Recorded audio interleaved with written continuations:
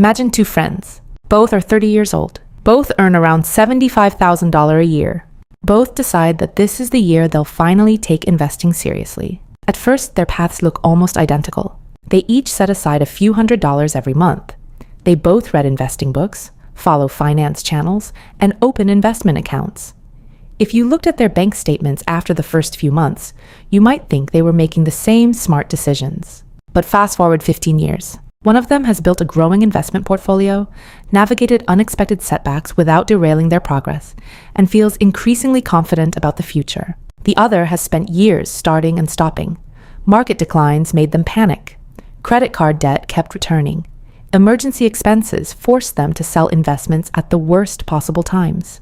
Despite earning a good income and trying to invest consistently, they feel as though they're always rebuilding instead of moving forward.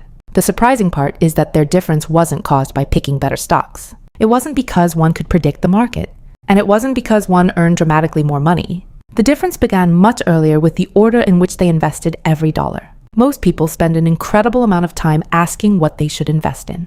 Should it be stocks, index funds, real estate, technology companies, retirement accounts? Those questions matter, but they often distract people from an even more important question. What should happen first? Because investing isn't just about finding the highest return. It's about building a financial system strong enough to survive real life. And real life has a habit of interrupting even the best intentions. A car breaks down. A medical bill arrives unexpectedly. A company announces layoffs. A major appliance suddenly stops working. None of these events care whether the stock market is having a great year. Yet they're often the reason people abandon investing altogether. The mistake isn't simply failing to prepare. It's assuming investing and financial stability are two separate goals. In reality, they're part of the same system. Many people picture wealth as a straight line. Earn more, save more, invest more, become wealthy. But almost nobody experiences life in a perfectly straight line. Instead, financial progress usually looks more like climbing a mountain during changing weather. Some days are clear. Others are filled with uncertainty. The people who eventually reach the top aren't necessarily the fastest climbers. They're the ones who prepared for the storms before they arrived. That's why some of the most financially successful people don't think about investing as a race to earn the highest return. They think about it as building layers. Each layer protects the next. Each decision makes future decisions easier. And once those layers are in place, investing becomes far less stressful because the foundation underneath it is strong. This way of thinking also explains one of the biggest misunderstandings about wealth. People often assume wealthy investors are fearless. They're willing to take risks. They're comfortable during market crashes. They're confident when prices fall. But confidence rarely appears first. Confidence usually comes from preparation. Someone with savings for emergencies, manageable debt, and a long-term plan can respond very differently to market volatility than someone living paycheck to paycheck. The market may fall by 20%. Both investors see the same headlines. But psychologically, they're experiencing two completely different realities. One sees opportunity. The other sees danger. The difference isn't intelligence. It's financial positioning. And that's why the smartest investment strategy often begins somewhere most people never expect. There's another reason the order matters. Money has jobs. Every dollar you earn can only perform one task at a time. It can pay today's bills. It can eliminate expensive debt. It can protect you against emergencies. Or it can work toward building future wealth. The challenge isn't deciding whether these goals are important. They all are. The challenge is deciding which job deserves that dollar first. Imagine hiring workers to build a house. Would you ask them to install expensive windows before pouring the foundation? Of course not. Not because windows aren't valuable, but because timing matters. The same pieces, assembled in the wrong sequence, create a weaker structure. Personal finance works in much the same way. Many people invest before protecting themselves. Others save endlessly but never allow their money to grow. Some focus entirely on paying off low-interest debt while ignoring years of potential investment growth. Each choice has consequences, not because it's completely wrong, but because it's happening out of order. Understanding that order is where financial strategy begins. This idea becomes even more powerful when we look at how the human mind reacts to uncertainty. Behavioral finance has shown that people don't always make financial decisions logically. Fear often outweighs mathematics. The pain of losing money typically feels stronger than the satisfaction of gaining the same amount. That's one reason many investors panic during market declines. Not because the market changed, but because their emotional capacity was never prepared for the risk. When your emergency savings are thin, every market drop feels personal. Every unexpected expense becomes a crisis. Every investment decline creates pressure to sell. The problem isn't always the portfolio. Sometimes it's everything surrounding the portfolio. And that's why the smartest order to invest your money isn't really about maximizing returns first. It's about creating a financial life that allows you to stay invested when everyone else is tempted to quit. Because history has shown that long-term investing rewards patience. But patience becomes much easier when your financial foundation isn't constantly being tested. And that raises an even bigger question. If the order matters more than most people realize, what should the first dollar actually do? The answer might not be the investment account most people expect. If someone asked 10 different people where they should invest their next dollar, they'd probably hear 10 different answers. Buy an S&P 500 index fund. Open a Roth IRA. Max out your 401k. Invest in real estate. Buy dividend stocks. None of these ideas are necessarily bad. In fact, many are excellent. The problem is that they're often treated as if they exist in isolation. Successful investing isn't just about choosing good investments. It's about knowing when each investment decision makes the most sense. Think of it like climbing a staircase. Skipping steps might save time for a moment, but eventually you'll lose your balance. The smartest investors aren't simply choosing the right assets, they're climbing the steps in the right order. And the first step surprises many people because it doesn't look like investing at all. Step 1, create a financial buffer. Imagine Sarah. She's 32, earns a solid income, and decides to invest every extra dollar she can. Over the course of a year, she builds a respectable investment portfolio. Then one afternoon, her car's transmission fails. The repair costs several $1,000s. She doesn't have enough cash. Her choices become painfully limited. She can put the expense on a high-interest credit card. She can borrow money, or she can sell her investments. Unfortunately, the stock market happens to be down at the same time. She sells anyway because she has no alternative. The loss isn't just the money she withdrew.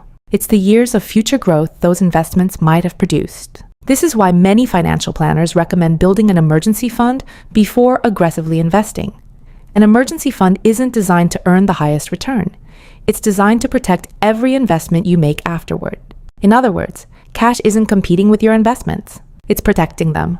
A financial buffer gives you something incredibly valuable that rarely appears on an account statement. Options. When unexpected expenses appear, and eventually they do, you aren't forced to make desperate decisions. Instead of selling investments during a downturn, you can leave them alone and allow time to do what it has historically done. Reward patient investors over the long run. That leads directly to the next step. Step 2, capture free money first. There are very few opportunities in personal finance where someone is willing to increase your money simply because you participated. One of the biggest exceptions is an employer-sponsored retirement plan with a matching contribution. Imagine your employer says they'll contribute additional money when you contribute a certain percentage of your salary. Choosing not to contribute enough to receive that full match is, in effect, leaving part of your compensation on the table. It's money your employer has already budgeted for employees who participate. Many financially successful people prioritize this step early because it's difficult to find another investment that begins with such an immediate advantage. Of course, investment returns aren't guaranteed, and retirement accounts involve market risk. But the employer match changes the starting point. Instead of beginning at zero, your investment starts with additional contributions from your employer, subject to the plan's rules. That's a powerful foundation for long-term wealth. But after capturing that opportunity, another obstacle often stands between people and financial freedom. Debt. Not all debt is equally harmful, and treating every debt exactly the same can sometimes slow wealth creation. Step 3. Eliminate high-interest debt. Imagine trying to fill a bucket with water while someone drills holes in the bottom. You can pour faster. You can work harder. You can carry more water. But as long as the holes remain, much of your effort disappears. High-interest debt works in much the same way. Credit cards with very high interest rates can grow faster than many investments are reasonably expected to grow over long periods. Every month that balance remains unpaid, interest quietly compounds against you. That's compounding working in reverse. Instead of building wealth, it's steadily transferring wealth away from you. This doesn't mean every mortgage, student loan, or low-interest loan should automatically be paid off before investing. Those decisions depend on factors such as interest rates, financial goals, and personal circumstances. But high-interest consumer debt often deserves urgent attention because it creates a heavy drag on everything else you're trying to accomplish. Removing that burden doesn't just improve your finances. It changes your psychology. Monthly cash flow improves. Financial stress declines. Future investing becomes easier because more of your income belongs to you instead of your lenders. And that's where many people notice something unexpected. Building wealth isn't only about increasing investment returns. Sometimes it's about removing the obstacles that prevent wealth from growing in the first place. However, once you've built a safety net, captured an employer match if available, and dealt with expensive debt, a new question naturally appears. Where should long-term investing actually happen? This is where account choice becomes almost as important as investment choice, because two people can buy the exact same investment, earn the exact same market return, and still finish with different amounts of money, not because one invested better, but because one understood how taxes affect long-term wealth. That single decision, choosing the right type of investment account before simply buying investments, is one of the most overlooked advantages available to everyday investors. And in the next part, we'll explore why that choice can quietly shape your financial future for decades, along with the final steps that complete the smartest order to invest your money. By this point, you've created something many people overlook. You haven't just started investing. You've built a financial foundation that gives your investments a chance to survive. Now it's time to think about where those investments should live. Because investing isn't only about choosing good assets. It's also about choosing the right accounts. And over decades, that decision can quietly save or cost you thousands of dollars. Step 4. Make the most of tax-advantaged accounts. Imagine two coworkers. They invest the same amount of money every month. They buy the same low-cost index funds. The market delivers the same long-term return. On paper, they're doing exactly the same thing. But years later, one keeps more of their investment gains. Why? Because they understood something many investors learned too late. Taxes matter. In the United States, accounts such as a Roth IRA, traditional IRA, or certain workplace retirement plans can offer tax advantages, depending on your situation and eligibility. That doesn't mean one account is universally better than another. Each comes with its own rules, contribution limits, and tax treatment. The important lesson is this: where your investments grow can matter almost as much as what you invest in. Many experienced investors don't think of tax planning as something to worry about in retirement. They think about it from the very beginning. Every dollar legally kept through smart planning is another dollar that can continue compounding. It's one of those advantages that's almost invisible year to year. But over 20 or 30 years, small efficiencies have a way of becoming surprisingly large. And that leads to another realization. Eventually, the biggest contributor to your wealth isn't your paycheck. It's your portfolio. When that happens, protecting the efficiency of your investments becomes just as important as growing them. Step 5. Invest consistently in broad, low-cost funds. This is the step many people expect to hear first. Instead, it comes after building stability. Once you've protected yourself from emergencies, taken advantage of an employer match if available, addressed high-interest debt, and considered the right account, now comes the simple habit that has historically built wealth for millions of long-term investors. Consistency. There's a common belief that successful investing requires finding the next big winner, the next revolutionary company, the next hot trend, the next stock everyone will be talking about. History tells a different story. Many investors who tried to outsmart the market discovered something uncomfortable. Even professionals struggle to consistently beat the broader market over very long periods. That's why broad, diversified, low-cost index funds have become a cornerstone of many long-term investment strategies. Instead of trying to predict which company will win next year, you're participating in the growth of many businesses over time. You're not betting on one future. You're investing in the long-term productivity of the economy itself. That doesn't eliminate risk. Markets rise. Markets fall. Some years feel exciting. Others feel painful. But history has shown that patient investors who stay diversified and continue investing through different market conditions have often been rewarded over the long run. Notice the pattern. The smartest strategy isn't built around excitement. It's built around repetition. Month after month, year after year, without constantly changing direction. The mistake that keeps people from becoming wealthy. Ironically, the greatest threat to many investment plans isn't the market. It's human behavior. Imagine opening your investment account during a difficult year. The headlines are negative. Markets have fallen sharply. Every news channel seems convinced that something worse is coming. Fear becomes contagious. At that moment, many people stop investing. Some even sell everything. Months or years later, after markets recover and optimism returns, they finally feel comfortable investing again. Unfortunately, they've done the exact opposite of what long-term investing requires. They sold after prices fell. They bought after prices rose. It feels emotionally safe. But financially, it can be incredibly expensive. Behavioral finance has repeatedly shown that our emotions often become our biggest obstacle. We naturally want certainty before taking action. The market rarely offers certainty. Successful investing isn't about removing emotion. It's about creating a system that prevents emotion from making every decision. That's why automatic investing can be so powerful. When contributions happen automatically, you don't have to debate every headline. You continue investing through good markets and bad. Over time, discipline often outperforms prediction. The bigger transformation. By now, you may have noticed that this documentary wasn't really about finding the perfect investment. It was about creating the right sequence. The smartest order isn't designed to make you rich overnight. It's designed to make it easier to stay invested for decades. And that's a much more realistic path to building lasting wealth. Think back to the two friends we met at the beginning. They earned similar incomes. They both wanted financial freedom.